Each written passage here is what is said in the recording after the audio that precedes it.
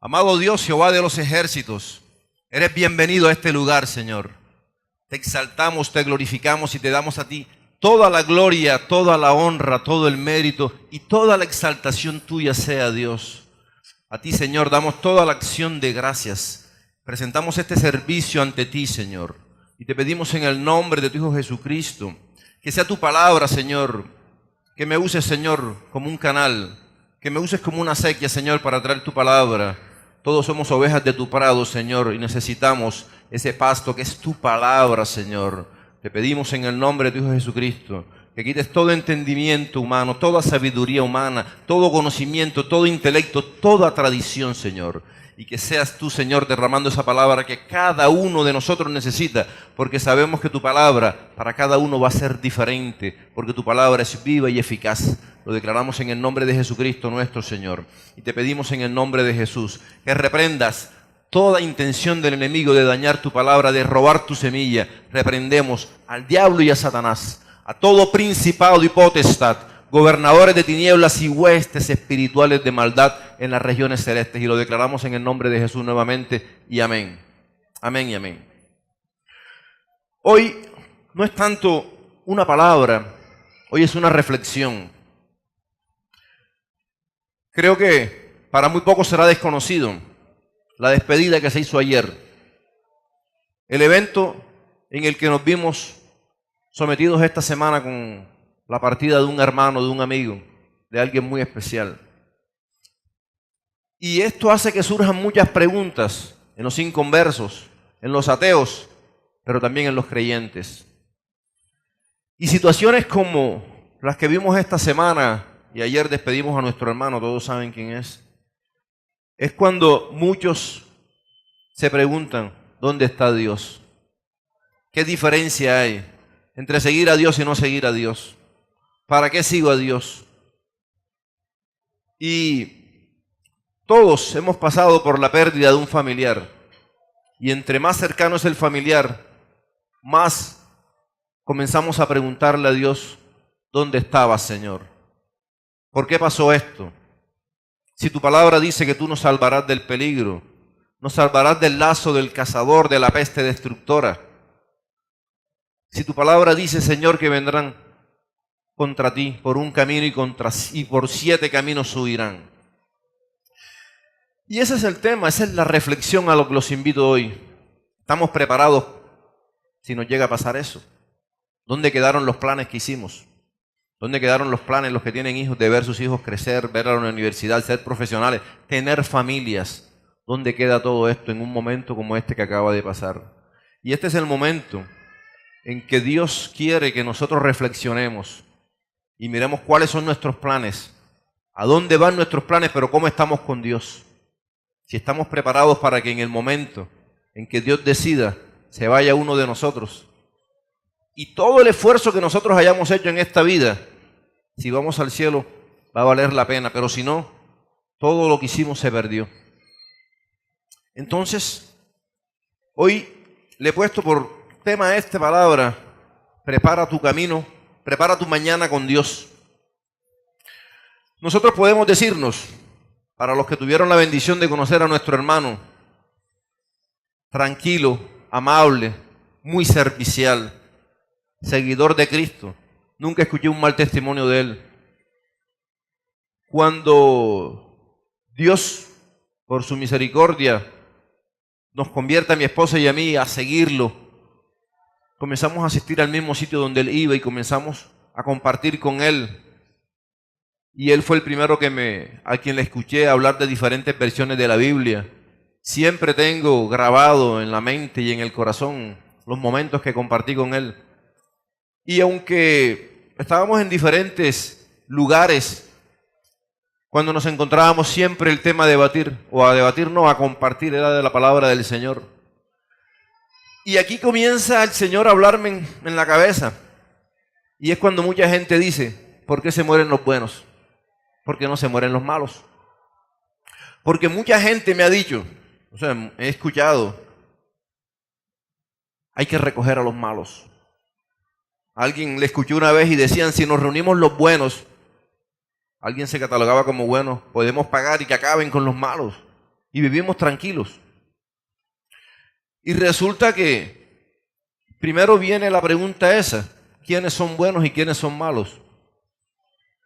¿Será que el que toma ron, será que el que está en la drogadicción es malo? Pero ¿será que si alguien no consume drogas, pero es un infiel, un adúltero, eso lo hace bueno porque es un profesional o tiene dinero? Entonces lo primero que tenemos que entender es que bueno no hay ni uno. Maestro bueno, le preguntaron a Jesucristo y él dijo: ¿por qué me llamas bueno? Bueno no hay ni uno, solo Dios. Entonces tenemos que partir del hecho que ninguno de nosotros es bueno. Porque dice la Biblia que todos hemos pecado y por cuanto todos pecamos, todos fuimos destituidos de la gloria de Dios. Si antes alguno de nosotros tomaba ron y ya no toma ron, eso no nos hace buenos. Porque seguimos teniendo malos pensamientos, seguimos teniendo envidia, seguimos teniendo rabia contra alguien, en algún momento tenemos un mal pensamiento. Y el hecho que nosotros, Dios nos esté ayudando a vencer esas cosas, no quiere decir que somos buenos. Porque en el momento en que nosotros creamos que somos buenos, dejamos de necesitar a Dios. En el momento en que yo llegue a pensar que si no soy infiel, no soy adúltero, no robo, no mato, y soy bueno y ya merezco el cielo, entonces yo llegaré a pensar en mi inconsciente que ya yo no necesito buscar a Jesucristo porque ya yo me gané el cielo. Y eso es lo que decían los fariseos, y eso es lo que muchos religiosos dicen hoy en día. Y ellos dicen: la salvación es por obras. Y comienzan a agarrar un texto de la Biblia y lo invierten. ¿Y cómo dice el texto? Muéstrame tus obras y te mostraré tu fe. Entonces ellos dicen: si yo hago más obras, yo tengo más fe. Y como la fe es la que nos lleva a salvarnos, si yo hago más obras, ya yo soy salvo. O sea que si yo hago obras, ya yo no necesito a Jesucristo, ni necesito a Dios porque yo mismo me la he ganado.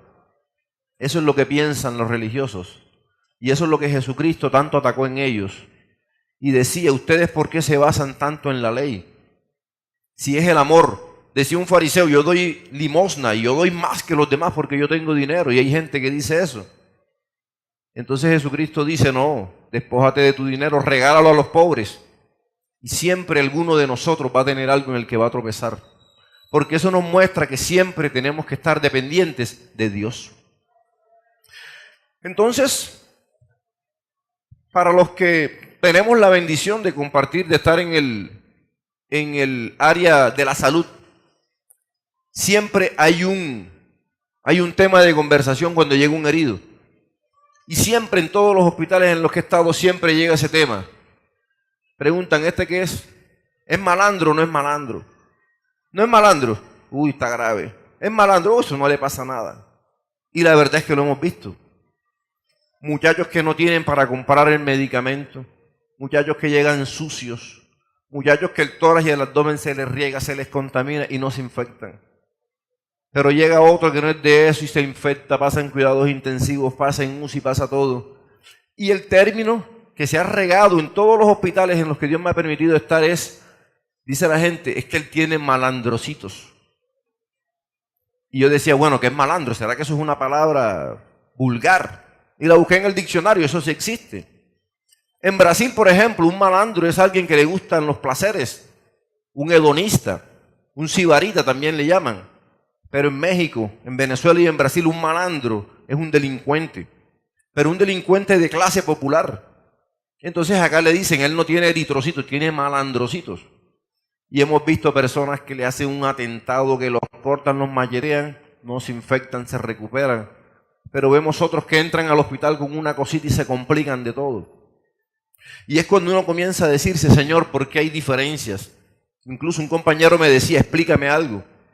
¿Por qué a esta gente no les pasa? Y yo le hablaba y él me decía: no, pero ¿por qué? ¿Por qué ellos sobreviven y los otros no sobreviven?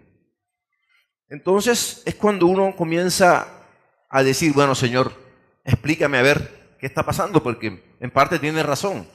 ¿Será la inmunidad? Ustedes ven que un niño que cuidan mucho pasa con alergias. Un niño que lo cargan y no dejan que se ensucie, se le da rasquiña, le pica un mosquito y le sale una roncha y le da una alergia. Pero vemos niños en los basureros.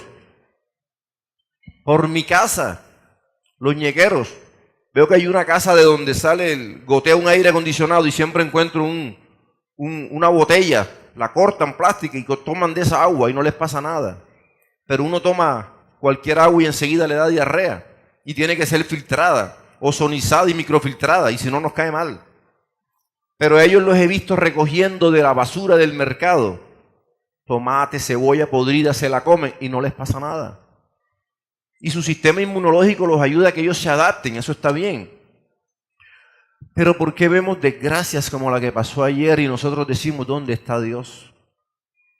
Porque nosotros hacemos planes, y yo me imagino que él habría hecho planes con sus hijos adolescentes. Él siempre hablaba orgulloso de sus hijos, cómo bailaban, cómo danzaban para el Señor. ¿Y dónde quedaron esos planes? Entonces, esto nos llega a la conclusión de algo, que lo importante es que nosotros estemos a cuentas con Dios. ¿Por qué? Porque la Biblia dice en Mateo 5:45, ahí está la conclusión de todo. El sol sale para buenos y malos. Dios está diciendo, no que sean buenos como tal, que no tengan maldad, sino que son justos. O sea, el que trata de no hacer maldad. Pero la Biblia dice que el sol sale lo mismo para los buenos que para los malos. ¿Qué quiere decir esto? Que si el malo tiene un accidente, el bueno también. Que el hecho de que nosotros estemos con Dios no quiere decir que a alguien no le puede caer una enfermedad, un cáncer, un infarto, una isquemia.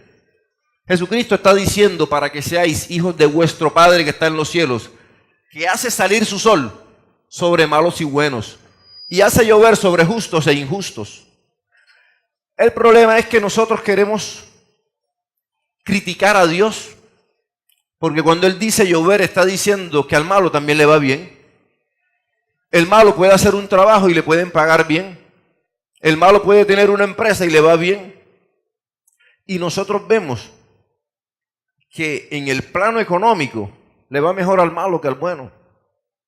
Nosotros vemos que muchos gerentes de empresas explotan a sus trabajadores, pero la empresa va bien.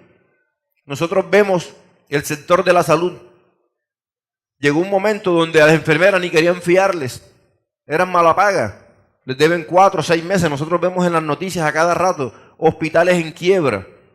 Nosotros vemos cómo los niños se están muriendo de hambre y el corrupto que se roba la plata le dan una casa por cárcel y después puede salir. Y por eso el salmista también dice, Señor, ¿por qué prosperan los malos? Hay un salmo que dice así, ¿por qué prosperan los malos? Porque si nosotros viéramos que todo el que es malo se le daña el negocio, se le cae la casa, pero le va bien. ¿Cuál es el problema? Que nosotros decimos, Señor, yo soy bueno, ¿por qué a mí no me va bien? ¿Por qué yo no tengo 2 carros? ¿Por qué yo no tengo 2 casas? ¿Por qué yo no tengo dinero? Dios sí nos hace una promesa que no va a fallar. Y Él dice que si nosotros luchamos hasta el final de la carrera, Él todas esas cosas nos las tiene en el cielo. Él todas esas cosas, Él dice, yo voy a la casa de mi Padre, donde hay muchas moradas. Y en la casa de mi Padre yo voy a hacer casa para ustedes. Y si no fuera así, yo se los dijera. Si fuera así, yo no viniera, pero yo vengo, porque yo voy allá a hacer una morada para ustedes. ¿Cuál es el problema? Que nosotros muchas veces no creemos en esa morada. Muchas veces nosotros no nos interesa esa morada, sino la de aquí. Muchas veces nosotros peleamos por las cosas de aquí. Y Jesucristo dice, ¿por qué se afanan? ¿Por qué se afanan por las cosas que se dañan? Por las cosas que se pudren, por las cosas que las daña el orín. El orín no es el orina de las personas, es el óxido.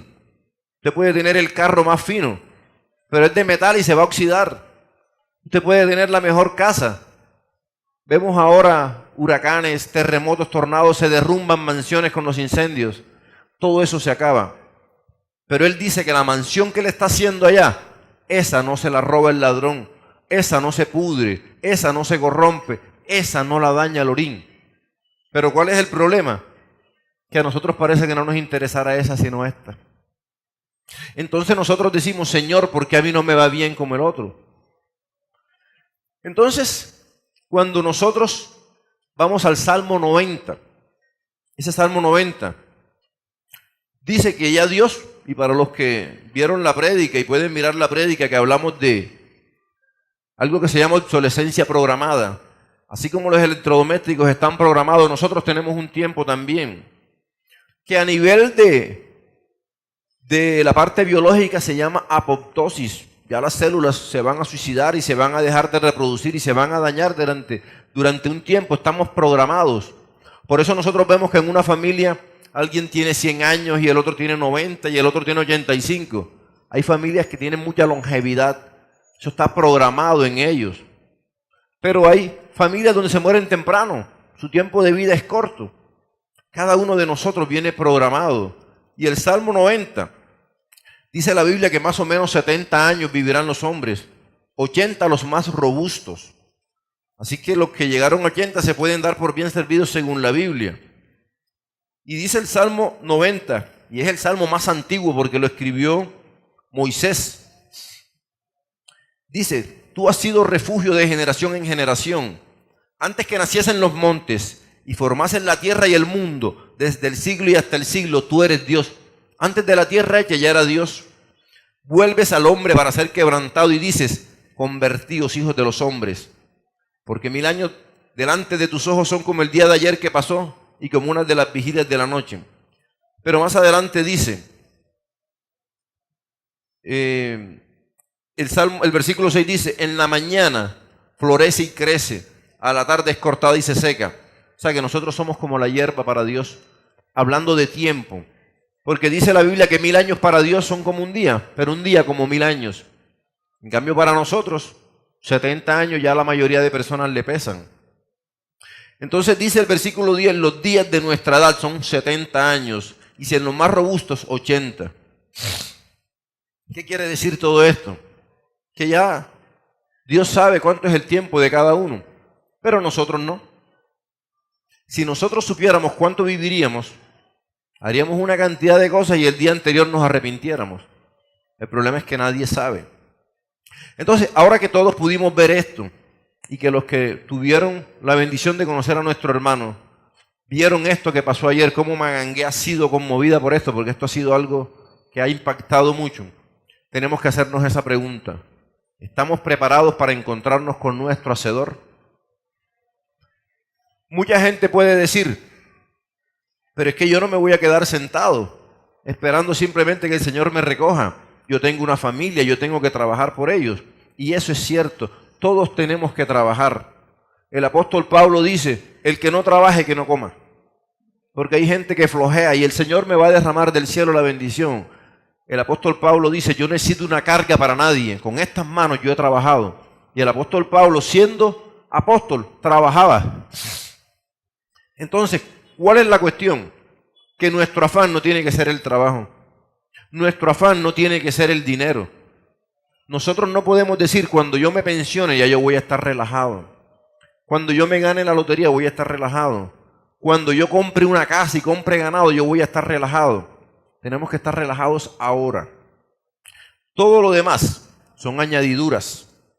La Biblia dice en Mateo 6:33, buscad primeramente el reino de Dios y su justicia, y todas las demás cosas serán añadidas.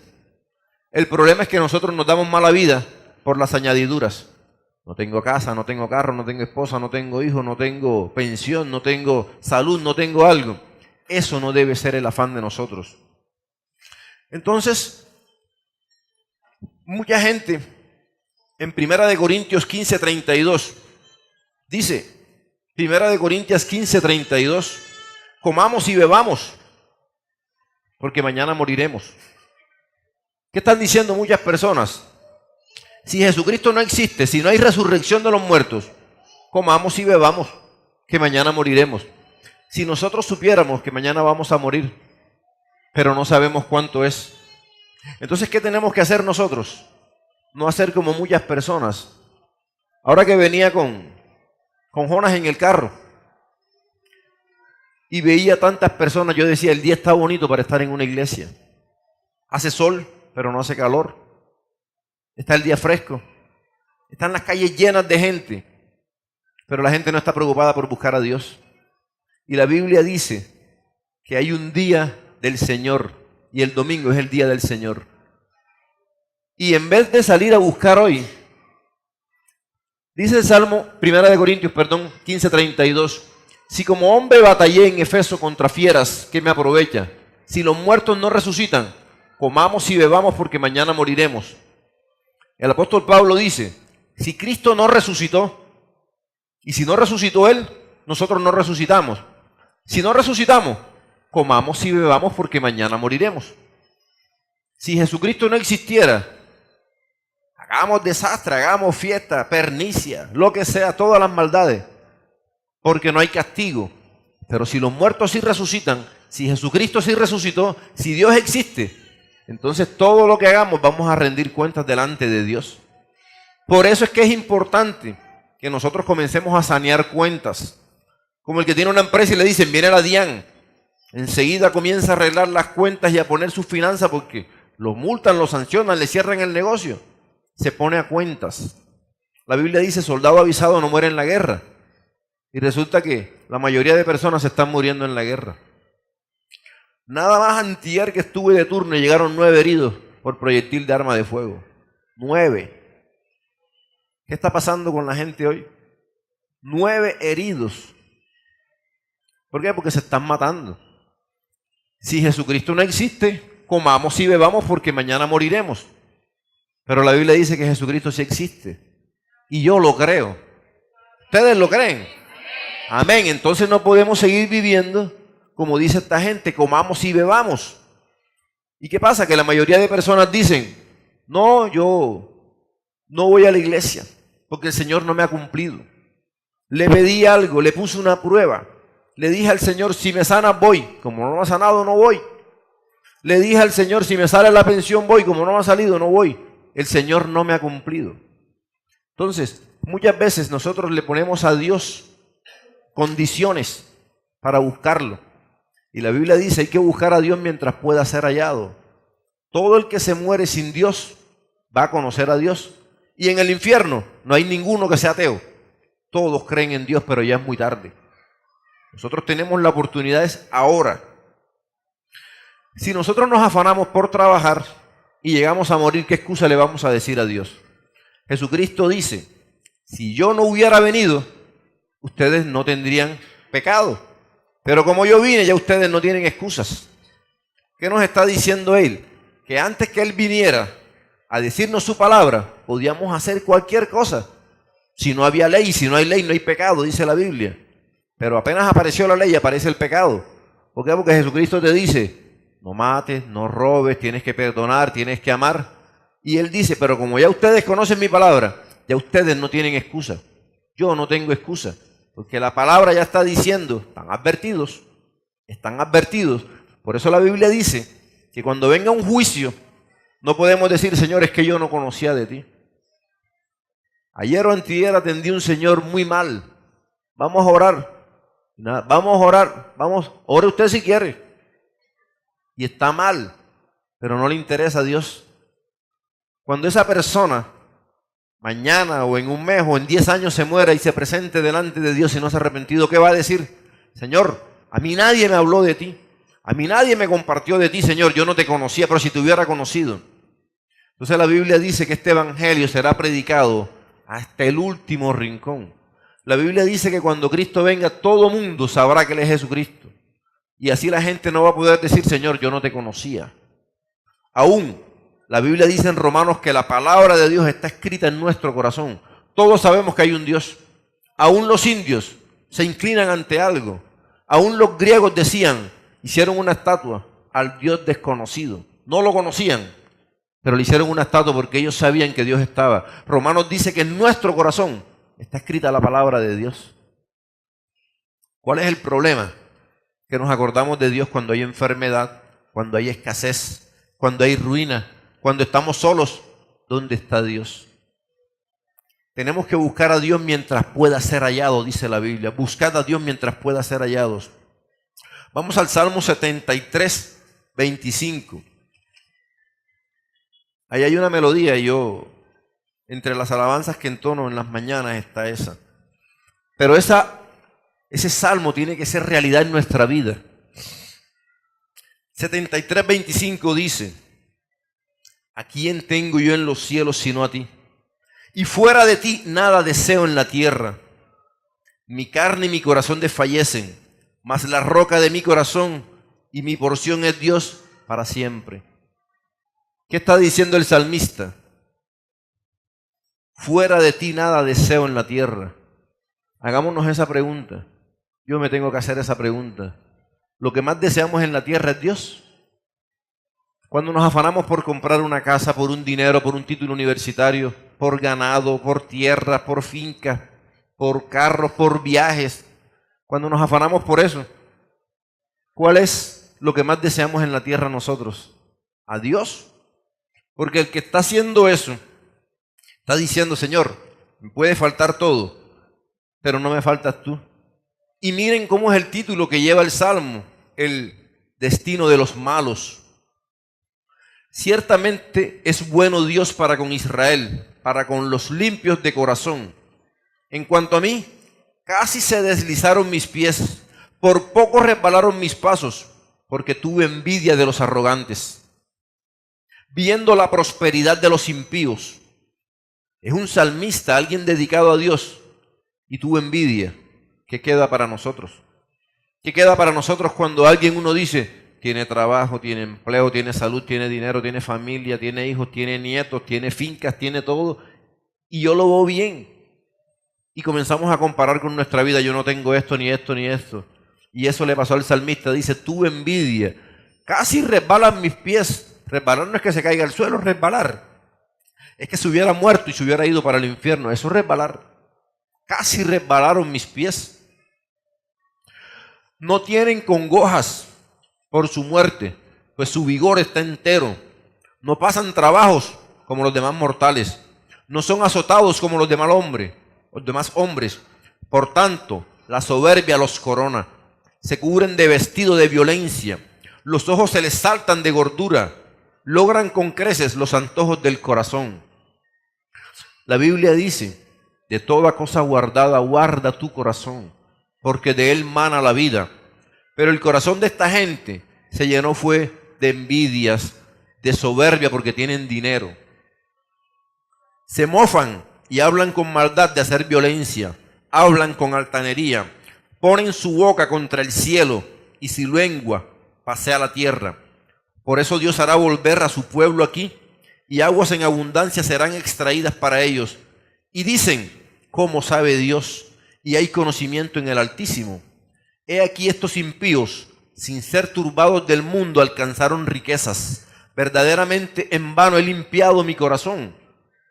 Creo que el pastor Carlos Pava, cuando estuvo acá, creo que fue el pastor invitado la vez pasada, que decía, que esta persona decía: en vano he limpiado mi corazón. Él pensaba que su corazón estaba limpio y decía: en vano he buscado a Dios. Resulta que es mentira, porque ese corazón que él dice que había limpiado tenía envidia. Entonces, ¿qué nos está diciendo todo esto? Que él está diciendo: yo entiendo que para mí lo más importante es Dios en la tierra. Y eso es lo que nosotros tenemos que preguntarnos hoy. Para nosotros lo más importante es Dios. Para nosotros lo más importante es la presencia del Señor en nuestra vida. O si carecemos de algo, estamos tristes por eso. Entonces, dice la Biblia que muchas personas se olvidan que vamos a rendir cuentas ante Dios. Mateo 12:36 dice la Biblia. Mateo 12:36. De cada cosa ociosa que digan los hombres, daremos cuentas en el día del juicio. Aún de las cosas que nosotros digamos en chisme, en murmuración, aún cuando reneguemos de Dios, el que maldiga todo eso, de todo eso dice la Biblia que vamos a dar cuentas en el día del juicio. Y ese sí va a ser un día terrible, el día del juicio final. Para los que hayan sido o hayamos sido rescatados por Dios, redimidos cuando Cristo venga, nos libraremos de eso, porque antes habremos tenido otro juicio con Jesucristo, pero para honra. Pero después viene un juicio final, y en ese juicio final, toda cosa que el hombre haya hecho va a dar cuentas. Ahí es cuando todo el que hizo maldad, todo el que robó, todos los políticos que se cogen la plata de los niños, todo el que hizo una violación, de todo vamos a rendir cuenta. Pero todo el que fue chismoso, todo el que habló del hermano, todo el que deseó la mujer del prójimo o la mujer que desea al hombre del prójimo, de todo eso también se va a dar cuentas. Por eso la Biblia nos dice algo claramente, que nosotros no podemos hacer planes. Vamos a Santiago 4:17. ¿Qué dice Santiago 4:17? Que nosotros no debemos hacer planes para mañana. Dice la Biblia, si Dios quiere, viviremos y haremos esto o aquello. ¿Qué está diciendo la Biblia? Que no digamos, mañana viviremos y haremos esto o aquello, sino, si Dios quiere, viviremos y haremos esto o aquello. Cuando nosotros hacemos planes, incluimos a Dios.